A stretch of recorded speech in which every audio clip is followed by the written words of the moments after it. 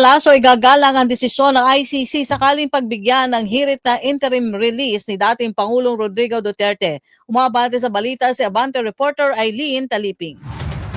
Igagalang ng Malacanang anumang magiging pasya ng International Criminal Court sa kahilingan ng mga abogado ni dating Pangulong Rodrigo Duterte para sa interim release nito mula sa detention sa Netherlands. Sa press briefing sa Malacanang, sinabi ni Palace Press Officer Atty. Claire Castro na sa pagpapasya na ng ICC kung pagbibigyan o hindi ang hirit na interim release ng dating presidente.